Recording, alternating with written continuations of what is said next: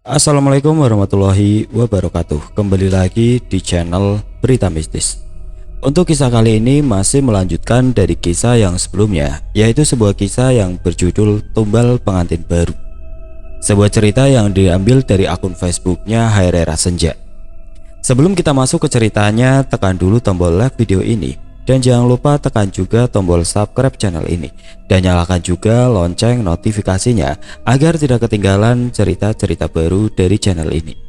Dan bagi teman-teman yang ingin membaca langsung ceritanya, nanti silakan saja kunjungi linknya yang nanti akan saya sertakan di kolom deskripsi. Dan seperti apa untuk kelanjutan kisah ini? Langsung saja kita simak berikut ini.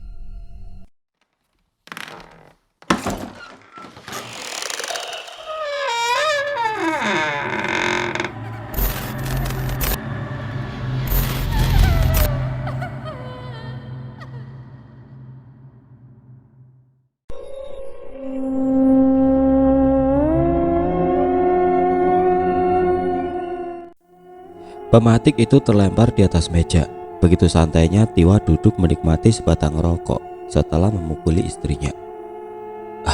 Nanti pun pasti balik pula. Kepulan asap rokok membumbung. Rasa tidak peduli menguap bersama kepulan itu. Entah di mana letak rasa kemanusiaannya, sampai istri sendiri dipukuli membabi buta. Lalu apa yang kau tuai setelah berlaku kejam pada yang lemah? Apa kau menikmatinya? Kau menikmatinya? Seketika wajah Tiwa menampilkan keterkejutan yang nyata. Bisikan itu sangat jelas di telinganya. Siapa yang ada di rumah itu? Tidak ada siapapun selain dirinya dan sebatang rokok yang masih menyala. Siapa itu? Bersamaan dengan tanya, pintu rumah terhempas sendiri cukup keras sampai Tiwa terlonjak kaget. Dengan langkah 1000 Tiwa masuk ke kamar. Nyalinya lesap entah kemana hanya karena gangguan tidak kasat mata. Padahal tadi ia amat garang dan tidak berbelas kasih melayangkan bogem mentah di wajah istrinya. Wajahnya pucat pasi, tubuh bergetar sampai rasa ketakutan itu mengucur dari pori-pori membasahi kaos. Ia berkeringat dingin. Suasana jadi tidak mengenakan, kontras dengan rintik hujan yang menghujam atap. Tiwa ketakutan berselimut di bawah kain sarung lusuh kesayangannya. Ia takut sampai tertidur dengan posisi itu. Hujan menyisakan gerimis. Hawa dingin seakan menggerogoti tulang. Hawa dingin yang menusuk itu membuat Tiwa terbangun dari tidurnya. Rasa mendesak yang tidak biasa ditahan mengharuskan Tiwa bangun menuju tandas. Ia melewati ruang tengah yang tampaknya suram sekali. Detik jarum jam menita seirama denyut jantung. Dilihatnya waktu menunjukkan pukul 2 dini hari. Tidak pulangkah dia? Tiwa baru tersadar Utri pergi dan belum kembali. Ia menduga bahwa Utri sekarang kabur ke rumah Kasmi. Ya, kemana lagi gadis itu akan mengadu? Kalau begitu, pagi-pagi sekali Tiwa akan mendatangi rumah mertuanya. Barangkali ada yang harus ia luruskan, sebab Utri pasti mengadu. Kebetulan hari ini acara pernikahan Arai dan Dara, sehingga pagi-pagi sekali sudah tampak kesibukan di rumah itu. Tidak tidur semalaman membuat Tiwa pagi ini mendatangi rumah mertuanya mencari sang istri. Tiwa, pasti terkejutlah Kasmi melihatnya. Mak, Utri sudah bangun kah? Terengah-engah Kasmi ditanya seperti itu sampai mengira Tiwa sedang mengigau. Kau tidak salah tanya, mana ada Utri di sini? Kali ini Tiwa yang terkejut. Utri tidak punya teman dekat pun saudara. Bila hendak berkeluh kesah hanya Dara tempatnya mengadu. Namun nyatanya Utri tidak berada di rumah. Bahkan Kasmi mengaku tidak melihat Utri setelah berpamitan pulang kemarin sore. Tiwa mendadak gelisah. Ada apakah? Kenapa kau sampai mencari Utri? Bukankah dia di rumah kau? Tiwa tidak menjawab pertanyaan itu. Ia malah balik bertanya. Mak tahukah kawan-kawan Utri? Semalam Utri pamit hendak menginap di rumah kawan. Kasmi tidak serta-merta percaya. Terlalu ambigu ucapan Tiwa. Setahu Kasmi, Utri bukan orang yang suka menginap di rumah orang lain. Terlebih sekarang. Secara logika, Utri harus menginap di rumah ini untuk membantu pernikahan Dara. Kasmi mencium adanya kejanggalan. kalian habis bertengkar. Apa yang telah kau lakukan pada Utri sampai-sampai pergi dari rumah? Ketahuilah, dia perempuan yang pantang melarikan diri dari rumah walau ada masalah berat yang sedang menimpa. Tiwa tidak berkutik saat Kasmi memberondongnya dengan sejumlah pertanyaan. Tiwa pun akhirnya mengakui perbuatan kasarnya semalam terhadap Utri. Enak, seenak hati kau memukuli Utri. Kau bisa aku penjarakan. Suara ribut-ribut di luar mengundang orang mendekat. Dara yang baru ingin didandani Umay segera keluar. Kenapa ini, Mak? Tanya Dara sembari menuruni tangga. Di depan rumah, Kasmi mencak-mencak mengobarkan kemarahannya. Lelaki ini sudah melakukan kekerasan pada istri sendiri sampai pergi dari rumah, Ra. Dara terkejut pun dengan yang lain. Kini Dara menyesali perjodohan yang dilakukan ibunya untuk Utri. Sudah dari awal Dara mewanti-wanti agar tidak menikahkan Utri dengan anak Baba Tauge itu. Lihatlah, pada akhirnya ini yang terjadi. Kau pun memang bejat. Kau pukuli anak orang seperti samsak. Gampang sekali kau berbuat, ah? Kau cari adikku sampai ketemu. Belum selesai Dara mengeluarkan seluruh kemarahannya, Umay sudah lebih dulu menariknya masuk. Dara, tenanglah sedikit. Ini hari pernikahan kau kan? Jadi jangan berbuat hal yang akan memanaskan suasana. Ingat pula, kau pun sedang hamil. Dada Dara kembang kempis. Ia marah sekali. Ia bukan karena memikirkan pernikahannya. Mungkin Dara akan langsung pergi mencari Utri. Ini masih pagi, sabarlah menunggu. Mungkin Utri akan datang nanti. Dia tidak mungkin melewati hari pernikahanmu. Dara bergeming. Jika dipikir-pikir benar juga apa yang dikatakan Umay. Baiklah, Dara akan menunggu dan berharap Utri segera pulang. Namun kesedihan Dara membuncah tatkala Utri tidak juga datang menyaksikan saat-saat ijab qabul terucap. Tidak ada yang menyangka bahwa Utri telah berpindah alam. Di padang ilalang itulah kini Utri berada, berdiri bersama orang terkasih menatap senja. Sudah saatnya aku mempertemukanmu dengan orang tuaku. Awang menggandeng tangan Utri, mengajaknya terus berjalan menuruni bukit ilalang. Dari kejauhan mata memandang, di lembah bukit itu berdiri sebuah kota yang sangat megah, sesuai dengan yang diucapkan Tuk Ranu tempo hari. Ini tempat kau? Tidak pernah Utri melihat rumah-rumah sebagus dan seindah itu dengan kubah besar serta pilar-pilar yang menjulang tinggi. Utri terus mengikuti Awang.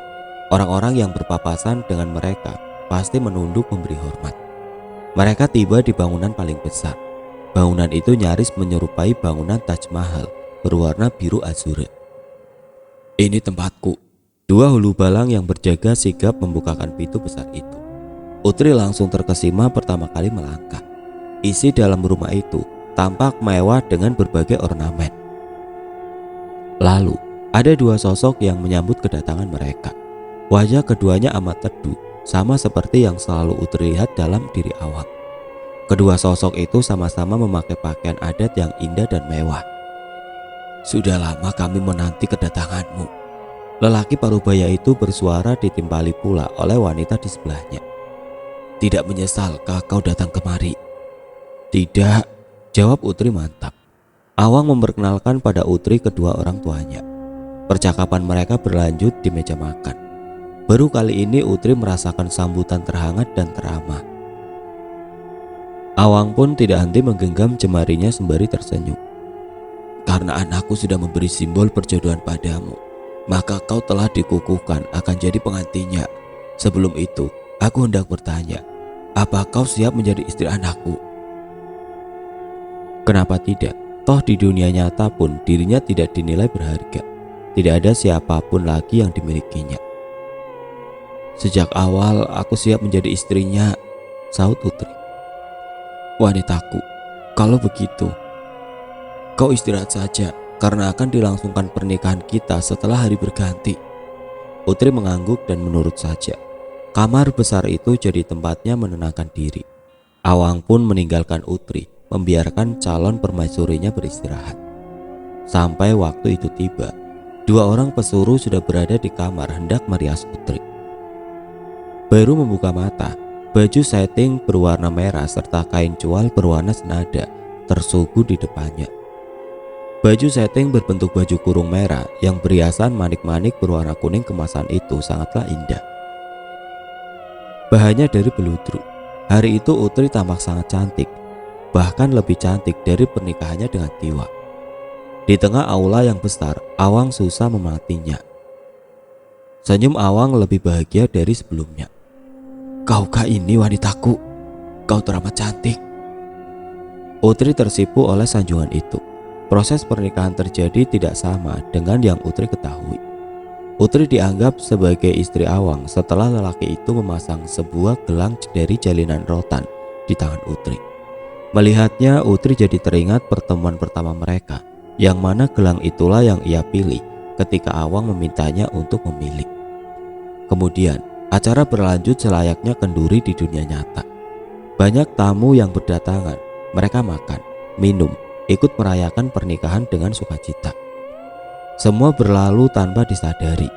Kini, Utri duduk bersama dua pesuruh yang membantunya melepaskan pernak-pernik yang menghiasi kepalanya. Semua pakaian telah dilucuti, menyisakan kain cual yang melilit tubuh menutupi bagian dada sampai ke betis. Tidak lama Awang masuk kamar. Dua pesuruh lekas pergi. Utri masih mematung di depan cermin. Dadanya bergemuruh menahan lonjakan yang tidak biasa. Di sana, Awang melepaskan bajunya hingga bertelanjang dada mendekati Utri. Rambut panjang Utri terurai ketika Awang melepaskan tusuk kundi. Awang menyibak samping rambut Utri, lalu mengecup pundak itu 2 kali. "Sekarang kau istriku, temanilah aku dalam keheningan malam ini," bisik Arai. Utri bisa merasakan di mana hangat nafas wangi lelakinya menjalar di setiap embusan nafas. Jemari kian liar menabuh hasrat, menyulut bara yang mendidihkan laju aliran darah. Biarlah hawa dingin semakin menyusup pori-pori, karena dalam setiap gigil menanti pasrah pagut lembut bibirnya yang menyulam peluh menjadi selimut rindu saat runcing gelora mencapik. Tuntas detak yang memuja kehadirannya. Utri merasa di semua malam yang telah ia lewati dalam hidup, hanya malam ini yang teramat indah. Awang benar-benar memperlakukannya bak ratu. Lelaki itu menepis semua kesedihan Utri dengan lembutnya sentuhan. "Aku mencintaimu wanitaku," ujarnya serak di antara hangatnya penyatuan mereka malam ini. Pernikahannya semula bahagia, tapi mengetahui Utri tidak kunjung pulang, semua terasa getir. "Di manakah Utri berada?"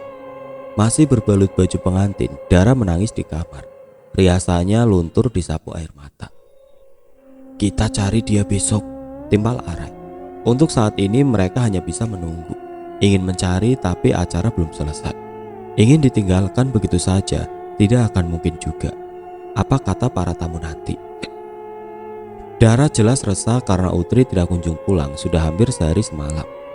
Dara hanya menunggu harapan satu-satunya, yaitu informasi dari Tiwa. Sungguh, Dara tidak akan memaafkan lelaki itu bila pulang tanpa Utri. Seharian Tiwa mencari Utri, tapi jejaknya tidak ditemukan dimanapun. Rupanya panik juga lelaki itu setelah Utri pergi dari rumah. Di bawah pohon akasia, Tiwa bernaung melepas lelah dan juga harus berkesudahan. Hampir seperti orang tidak waras, ia mencari keberadaan Utri. Bagaimana lagi? Semua memang salahnya. Terlebih ia sedikit ciut oleh gertakan mertuanya tadi. Memang sial beristrikan perempuan itu. Tidak tahu sudah makian yang keberapa kali, Tiwa merasa sudah amat lelah. Waktunya terbuang hanya untuk mencari yang tidak kunjung ketemu. Akhirnya ia memutuskan pulang saja mengistirahatkan tubuh. Baru menekan gagang pintu, area tengkuknya meremang tiba-tiba. Sejak semalam suasana rumah memang berbeda dari biasanya. Kini terasa dingin dan tidak mengenakan. Pancaran lampu terang benderang, tetap saja Tiwa merasa rumah itu suram. Hanya perasaan saja. Ia masih berusaha menepis rasa takutnya. Tubuh yang terasa lengket mengharuskan Tiwa untuk mandi. Baru melangkah 1 kaki hendak masuk ke kamar mandi, sosok tinggi besar menghadangnya di depan pintu. Hampir Tiwa terjungkal. Ia terkejut dan ketakutan setengah mati. Detik itu juga, Tiwa melesat dari kamar mandi, meringkuk ketakutan di sudut kamar. Mandi pun jadi urung. Kenapa pula rumah ini jadi berhantu? Tidak dipungkiri tubuh Tiwa gemetar masih ketakutan. Belum reda rasa itu, kini semakin menjadi-jadi saat terdengar kegaduhan di plafon rumah. Suara gebrakan-gebrakan itu memenuhi seisi rumah. Tiwa mendadak kaku sampai menolehkan kepala pun tidak bisa. Kepala masih menengadah menatapi plafon. Ia tersentak pula dengan suara keras hantaman pintu dapur. Sudah ketakutan sedemikian rupa, Tiwa pun berlari meninggalkan rumah, entah kemana. Yang jelas, pergi sejauh mungkin dari gangguan makhluk tidak kasat mata yang ada di rumahnya. Pentas kesenian yang jadi hiburan setelah acara pernikahan terpaksa harus dihentikan atas permintaan Dara sendiri. Orang-orang jadi mendulang kecewa, sebab warga desa mendapat hiburan seperti itu jarang-jarang sekali. Tapi apa mau dikata, Dara tidak bisa ada hiburan di rumahnya, sementara Hari merasa resah. Arai mengiyakan saja keinginan istrinya itu, apapun asal gelisah sang istri mereda. Tenanglah, jangan macam ini, Ra. Arai ikut khawatir melihat istrinya. Kasmi pun datang bukan mencairkan suasana, malah menambah kisru. Wanita itu terus mengoceh menyalahkan ini dan itu. Ini pun salah Utri juga, kenapa harus kabur-kabur? Dengarlah, entah apa-apa yang dikatakan Kasmi, sehingga Arai hampir naik pitam juga mendengarnya. Mak, menggerutu tidak akan membuat Utri pulang. Kasmi terkejut disauti menantunya seperti itu. Arai hampir kehilangan akal sehat dibuatnya. Sudahlah, memikirkan nasib sang istri, ditambah pula persoalan seperti ini. Merasa sakit seluruh kepala.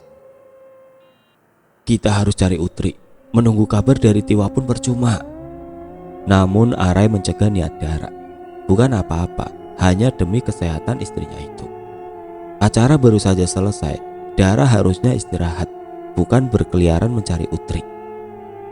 Merajuklah Dara dicegah oleh suaminya. Ia menuduh Arai tidak peduli dan segala macam. Kasmi pun memijat kepala sembari berlaru dari kamar anaknya. Barulah sehari sah jadi suami istri sudah bertengkar. Aku paham perasaan kau, Dara. Tidak usahlah kau mengindahkan ucapanku, tapi kau coba pikirkan bayi kita. Bagaimana kalau terjadi sesuatu dengan kandunganmu? Sebab terlalu letih. Kontan Dara terdiam. Ia tertunduk sedalam dada merasa bersalah. Akhirnya Dara meminta maaf dan berjanji tidak akan menyela semua permintaan suaminya, karena itu bentuk kasih sayang dan perhatian Arai untuknya. Kasmi memang turut andil dalam penderitaan Utri, tapi ia tidak bisa tinggal diam. Setelah 24 jam anak tirinya itu tidak ada kabar. Kasmi mendatangi rumah Bapak Tauke. Dari kejauhan, tampak pintu rumah terbuka lebar.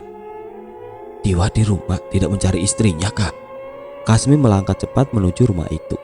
Di depan pintu ia berseru, tapi nihil, tidak ada sautan sama sekali. Kasmi bingung, pintu terbuka lebar, sedangkan tiada penghuni di dalamnya. Kasmi menoleh ke garasi. Memang tidak ada mobil yang biasa dipakai Bapak Tauke. Kemana manusia-manusia di rumah ini? Di saat seperti ini, Kasmi mencoba untuk tidak berburuk sangka. Ia berpikir Tiwa dan orang tuanya sedang menunaikan tanggung jawab mencari Utri. Oleh karena itu, Kasmi kembali pulang dan memberitahu Dara apa yang tengah ia duga. Barulah Dara sedikit lega mendengar ucapan ibunya. Baguslah kalau begitu, mereka memang harus mencari Utri. Pungkas Dara mengakhiri kegelisahannya, walaupun masih tetap risau sebelum Utri benar-benar dilihatnya. Mereka tidak tahu saja bahwa Utri sedang memadu kasih bersama pujaan hati dalam alam nan syahdu. Serupa bayangan yang dicumbu tanpa permisi, meskipun yang tampak bukanlah benggala nyata, hanya sebatas remang ilusi. Namun ada ketenangan dan kebahagiaan yang menaungi, sehingga Utri ingin rasanya menyembunyikan waktu agar tidak berganti. Ia bahagia menutup malam dalam dekapan di bawah selimut sutra merah. Utri berharap ia tidak akan kembali lagi ke dunia yang teramat kejam baginya. Ibu pergi ketika Utri baru pandai berjalan. Sementara ayah berpulang ke Haribaan di saat ia lulus sekolah menengah pertama. Setelah itu hidup menanggung derita di bawah asuhan ibu tiri. Mendapat suami pun kelakuannya terlalu bejat. Lantas, bagaimana Utri ingin kembali jikalau takdir tidak pernah ramah pada dirinya? Biarlah, Biarkan semua berjalan tetap seperti ini. Utri ingin melepas segala derita. Keduanya berbaring bersama setelah menuntaskan hasrat yang riuh mengaduk dada. Mereka bercengkrama riang. Sejujurnya, aku penasaran bagaimana kau tiba-tiba datang menyabet ular yang hampir mematuku. Utri terkekeh melancarkan pertanyaan itu. Saat itu aku sedang melintas dengan para abdi. Tiba-tiba mendengar ceritamu. Kau tahu, aku langsung jatuh hati gara-gara melihat lesung pipimu ini. Awang selalu berhasil membuat Utri tersipu dengan segala ucapan dan pengakuannya. Bahkan pipi Utri lebih merah dari kuntum mawar yang menghiasi kamar itu. Bisa tidur saja, mengantuk rasanya lelah juga. Awang tersenyum. Ia tahu Utri sedang mengalihkan pembicaraan. Namun ya sudahlah, begitulah wanita. Tidurlah, karena besok aku hendak mengajak kau berkeliling kota ini. Utri senang mendengarnya sampai ia mengacungkan jari kelingking agar Awang tidak mengingkari janjinya. Setelah sekian lama, malam itu Utri merasa tidurnya paling tenang dan damai. Utri benar-benar tidak sabar menyongsong hari esok. Hingga pagi buta ia sudah bangun. Tetapi rupanya Awang bangun lebih pagi darinya. Sebab lelaki itu tidak lagi berada di ranjang. Sejurus kemudian Awang datang dengan tampilan yang sudah segar. Kau mandi lebih dulu? Tanya Utri. Awang tersenyum mendengar pertanyaan bernada merajuk itu. Kenapa kau wahai istriku? Apa kau ingin mandi bersama? Utri spontan cengam memalingkan wajah. Memikirkan hal semalam saja masih berdebar, apalagi mandi bersama. Pagi ini aku harus menemui ayah. Kau tunggulah aku, jangan berpergian jauh-jauh. Sebelum Awang pergi menitahkan itu pada Utri dan dijawab anggukan. Utri memang tidak akan berpergian jauh. Hari ini ia hanya ingin duduk menunggu di Bukit Ilalang, memandangi senja yang sangat indah menurutnya. Bila sekiranya Awang telah selesai dengan keperluannya, Utri akan kembali menagih janji Awang yang hendak mengajaknya berkeliling. Pergilah Utri menuju Bukit Ilalang yang memang jaraknya tidak jauh. Setiap ia berpapasan dengan penduduk di sana, mereka menunduk memberi salam. Utri jadi tidak enak hati terlalu dipuja seperti itu. Bukit Padang Ilalang dengan satu batu besar di tengahnya akan jadi tempat yang tidak pernah Utri lupakan. Kini di atas batu itulah Utri duduk menatap senja. Anehnya, Awang selalu mengatakan ada siang, ada malam yang jelas ada pergantian hari. Tetapi langit tetap saja penampakannya seperti itu, jingga. Merasa sudah lama duduk di sana, Utri memutuskan untuk kembali. Barangkali Awang sudah menunggunya. Ia berjalan mengikuti jejak langkahnya tadi, terus berjalan dan terus. Selama melangkah, Utri mulai berpikiran ada yang janggal. Ia merasa tidak sampai-sampai pada kampung yang jaraknya hanya sepemandangan saja. Semakin aku melangkah, tampak seperti menjauh pula kampung itu. Letihlah, kenapa tidak sampai-sampai pun? Daripada tenaga semakin terkuras, Utri memilih kembali ke Bukit Ilalang, menunggu Awang menjemputnya. Suaminya itu pasti tahu di mana keberadaannya. Alhasil, Utri menunggu dalam keadaan lelah sampai tidak sadar terlelap bersandar di batu. Rasanya baru sekejap terlelap, Utri mendengar lantunan doa berdengung di telinganya. Kelopak mata itu tampak bergerak-gerak, lalu terbuka dengan semestinya. Utri terperajat ketika membuka mata, sudah berada di tempat yang berbeda, dikelilingi beberapa orang.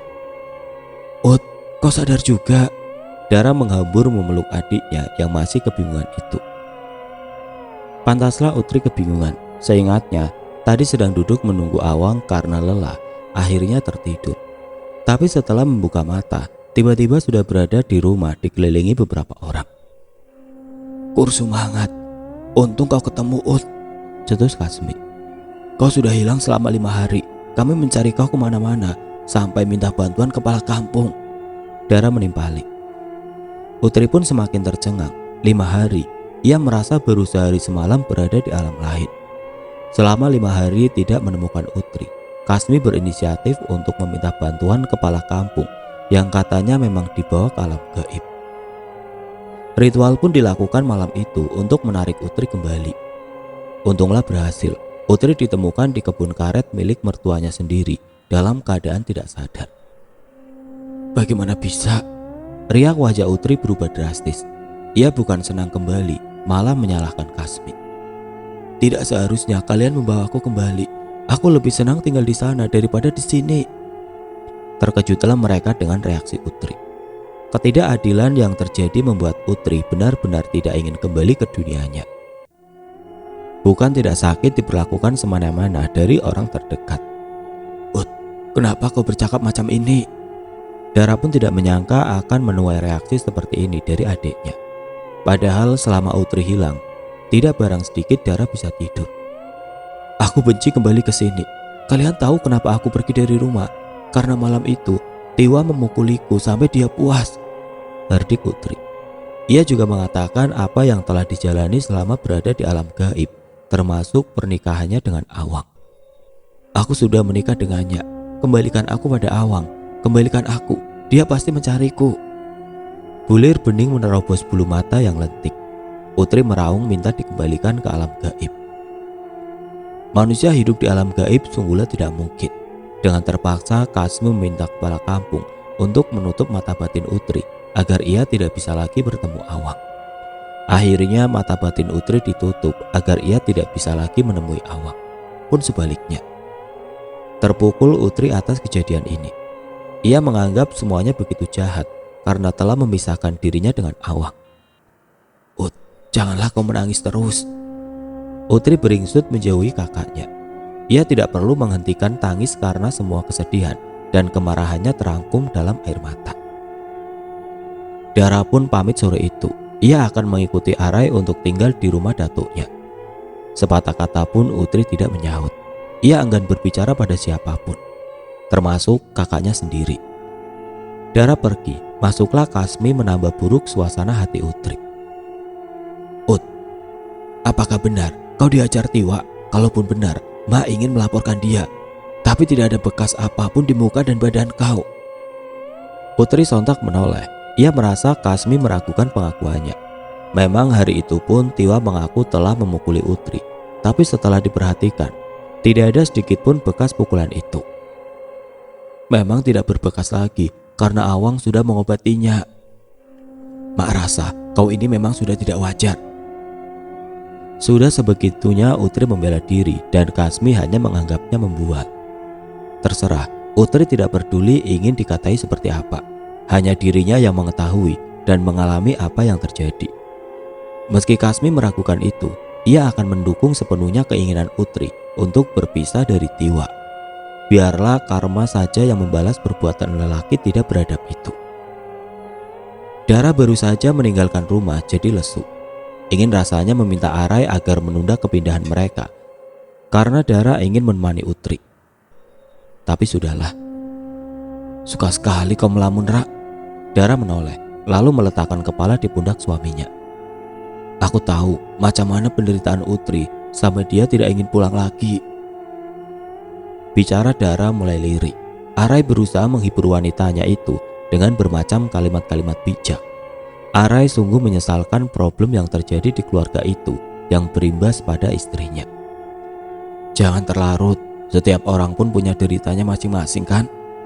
Benar, setiap apa yang sedang Arai alami sekarang, sesiapapun tidak ada yang tahu bahwa dirinya sedang memendam sebab yang luar biasa. Bahkan setiap detik yang ia lewati bagi belati yang menikam jantung. Arai merasa derita yang Utri alami tidak seberapa dengan apa yang ia alami sekarang. Bagaimana tidak, saat-saat kepergian Dara dan calon anak mereka bagai mimpi terburuk yang mendatangi Arai saben waktu. Pedih dan takutnya jangan ditanya lagi. Apa yang kau pikirkan? Kali ini Arai tersentak. Cepat-cepat ia menggeleng supaya Dara tidak mencecarnya dengan pertanyaan menyelidik. Kini tibalah mereka di rumah Tuk Ranu. 2 tas besar milik Dara dikeluarkan dari mobil. Abdi membawa tas itu mengekor di belakang Arai. Dara meruntuk dalam hati tatkala harus kembali ke rumah yang suasananya tidak mengenakan itu. Kau datang juga, Cuk. Datuk kira kau sudah lupa dengan Datuk. Wanita sepuh yang sedang meracik bahan menyiri itu tampak tenang melayangkan sindirannya. Dara meneguk ludah merasa tidak enak hati mendengarnya.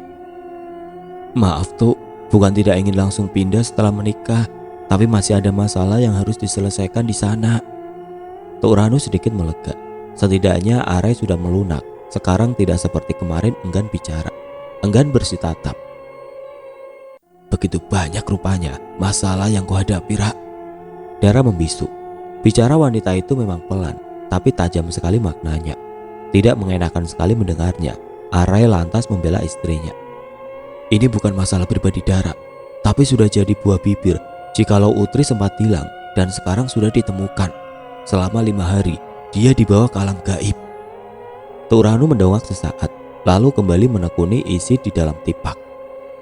Tidak heran kalau gadis itu dibawa ke alam gaib, sebab dia memang sudah punya janji dengan sosok di sana. Arai dan Dara menoleh bersamaan. Mereka pun terheran atas ucapan itu. Dara tidak pernah menyangka bila adiknya berani berjanji dengan bukan sebangsa manusia. Dara memberanikan diri untuk bertanya, "Tuh, macam mana Utri bisa melakukan perjanjian dengan sebangsa jin? Sebab aku tahu kalau Utri bukan orang yang suka macam-macam." Tuk Ranu menghela nafas. Satu alisnya terangkat menatap Dara. "Kau mana tahu, adik kau itu sudah menerima perjodohan dari anak Raja Belawa. Aku pun pernah nampak simbol perjodohan itu di dadanya. Masih syukur adik kau bisa pulang," sentak Tuk Ranu. Simbol perjodohan. Akhirnya ingatlah Dara. Ia pun sempat diperhatikan oleh Utri simbol yang tertera di dadanya. "Aku pun nampak juga simbol itu, Tuk. Jadi benarlah Utri mengatakan kalau di sana dia sudah menikah," lanjut Dara lagi. Arai hanya diam mendengarkan dialog dua wanita beda generasi itu. "Kau bisa percaya kalau omongan adik kau itu bukan bualan belaka. Kau tunggu saja beberapa hari ini apa yang akan terjadi dengan adik kau itu." Arai mendengus jengket. Kenapa pula datuknya berujar demikian? Dara pasti tidak akan tenang setelah mendengar itu. Tidak ada hal buruk yang akan terjadi lagi, sebab Utri sudah kembali ke rumah dengan baik dan sehat. Sengaja Arai berkata seperti itu hanya untuk menenangkan istrinya saja, karena dia memang tidak akan tahu apa yang terjadi pada Utri setelah ini. Ia tidak punya kemampuan apapun untuk hal-hal gaib. Tuk Ranu malah tersenyum. "Aku tidak mengatakan kalau Utri akan celaka, tapi kalian tunggu saja dalam waktu 3 hari ini kabar apa yang akan kalian dapatkan." Arai menepis. Ia tidak ingin Dara terpikirkan oleh ucapan rancu dan ambigu itu. Arai pun membawa Dara ke kamar melewati kelakar yang membuat tidak bisa tidur. "Rai, apa yang akan terjadi dengan Utri?" tanya Dara. Arai benar-benar menyesali pertemuan mereka dengan datuknya yang akhirnya membuat Dara bertanya dan berpikiran macam-macam. "Tidak akan terjadi apapun. Kau sudah dengar ucapan datuk tadi kan? Utri tidak akan celaka. Sudahlah, ada baiknya kau berdoa daripada cemas seperti ini." Ada benarnya ucapan itu. Namun yang dilakukan Dara bukan berdoa saben waktu. Ia malah menghitung hari kalau apa yang dikatakan Tuk Ranu benar. Sampai di hari ketiga tidak ada tanda-tanda akan terjadi hal aneh. Hanya saja Utri memang terlihat murung dan sedikit tidak sehat. Semenjak kejadian tempo hari, Utri lebih suka mengurung diri di kamar. Bercengkrama dengan Dara pun ia malas. Pagi ini sengaja Dara membawakan masakan kesukaan Utri untuk memberi semangat. "Kenapa kau bawakan Utri ini, Ra? Kemarin saja mak masak. Tidak secuil pun dia mencicipinya. Dia bilang mual hanya mencium baunya saja," ujar Kasmi. Dara paham beberapa hari Utri sering mengeluh mual dan pusing. Untuk itu, Dara berinisiatif membawa Utri berobat ke mantri. Setelah dipaksa, Utri pun luluh juga. Oleh mantri, Utri dikatakan menderita mah. Bisa jadi karena pikiran yang terbebani menyebabkan asam lambungnya naik. Beberapa obat vitamin diberikan oleh mantri. Setelahnya mereka pulang. Pulang-pulang, malah Dara yang terjerembab di depan rumah sebab tidak kuasa menahan nyeri di perutnya. "Kenapa, Kak?" Utri panik. "Tidak kenapa-napa." Dirasa sedikit reda, Dara kembali berdiri. Keduanya masuk rumah. Dara sudah membawanya pergi ke mantri, jadi Utri harus menghargai dengan meminum obat itu. Tapi anehnya, tiap kali menelan pil, Utri langsung muntah dan pil itu tidak jadi masuk ke tubuhnya. Begitulah seterusnya, sampai sehari 3 kali, Utri mencoba tetap sama saja. Kasmi cemas sudah berpikiran yang tidak-tidak. "Mungkinkah kau ketempelan, Ut?" Tidak ingin ada hal-hal aneh lagi, Kasmi segera mendatangi kepala kampung untuk melihat keadaan Utri. Kepala kampung datang sukarela lalu melihat-lihat keadaan Utri. "Maaf Cu." Kepala kampung pelan-pelan meletakkan telapak tangannya di perut Utri dan benarlah dugaannya. "Macam mana Ki?" Kepala kampung menatap Dara dan Kasmi bergantian, lalu menatap Utri penuh ketegangan. "Anak Ika ini bukanlah sakit biasa. Anak Ika sedang mengandung." Terkejut Kasmi dan Dara. Begitupun Utri. Bagaimana tidak terkejut? Pasalnya, Utri merasa tidak pernah sekalipun berhubungan dengan Tiwa selama menikah. Lalu sekarang dinyatakan hamil. Antara senang dan tidak percaya, Kasmi mendengarnya. Sedih pun ada juga tatkala kehamilan itu diketahui saat keduanya memutuskan bercerai. Namun ada hal yang lebih mengejutkan lagi. Kepala kampung membenahi ucapannya. "Ika jangan senang dulu, karena anak Ika ini bukan hamil biasa, tapi hamil gaib." Oke teman-teman, sampai di sini dulu ceritanya. Nantikan kelanjutan kisah ini di video berikutnya. Agar tidak ketinggalan, klik tombol subscribe channel ini dan nyalakan lonceng notifikasinya. Wassalamualaikum warahmatullahi wabarakatuh.